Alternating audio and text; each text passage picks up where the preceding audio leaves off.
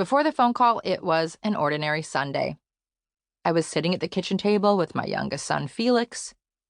It was one of those bleary-eyed mornings when you wonder when you're ever going to be able to sleep till 10 again.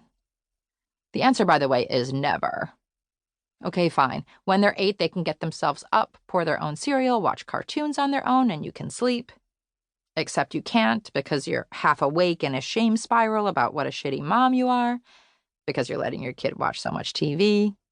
Again. Getting old is this. You have a kid or two, and now you never sleep. You only ever get an imitation of sleep, something sleep-like. And this ages you. That's why people who live in nursing homes have thin hair and sad eyes instead of thick hair and bright eyes, like the young people who get enough sleep. This lack of sleep will leave you with a depleted immune system, and when your kid goes to preschool, they will bring home a million diseases, and you will get sick. And then you will keep getting sick. Then one day you will realize that you have been sick for 6 weeks, and then 6 months, and that the feeling that used to feel like a light cold is now just what it feels like to be alive. This will keep happening until you are old, actually old, and then you will die. Even though my son Felix was only 3 years old on this particular Sunday morning, I knew the age that kids turn self-sufficient because I have an older son named Isaac, who was in high school. When Isaac was 12, I'd been silly enough to do it all over again, to get married and then pregnant and jump back into this utter foolishness. At the tender age of, oh hell no, I reset the clock to 0 and had a baby at the time when some rural folk become grandmas. It was on this morning, when I was really feeling my grandma age, that Felix had come schluffling into our room at the crack of dawn. I poked at Bruce, begging, Hun, hun, hun. I got to bed late last night, honey. Can it be your turn this morning? But you get to bed late every night, honey. Okay, fine. I'm up.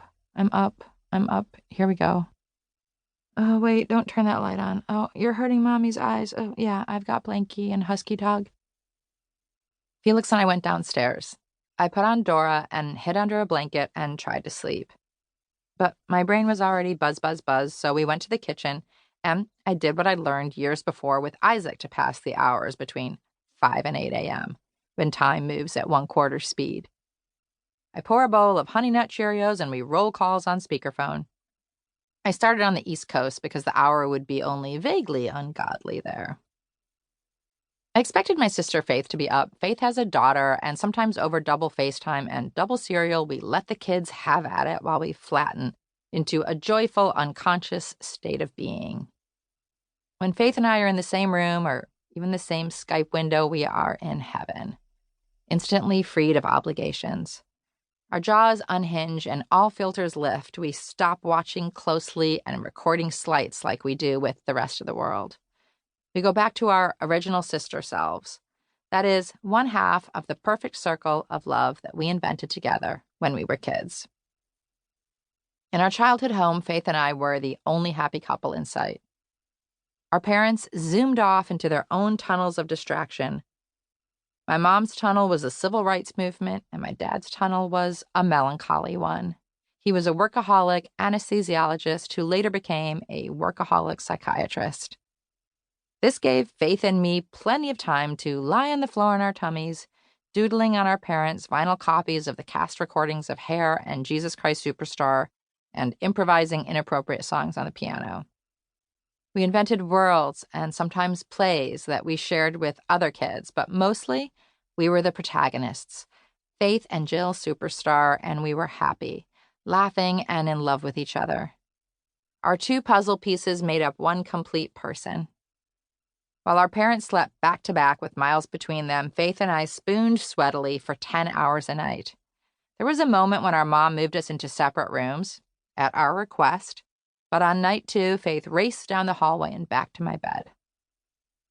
When Faith and I got bored with each other inside the house, which was almost never, we ventured outside to organize the neighborhood children into semi-professional, wildly successful theatrical productions. Faith and I and a gaggle of other kids in dirty, fur-lined, hooded jackets mounted our own version of The Wizard of Oz with tickets for 5 cents for the neighbors and pizza parties afterward that felt like East Village nights out. Except we were 8.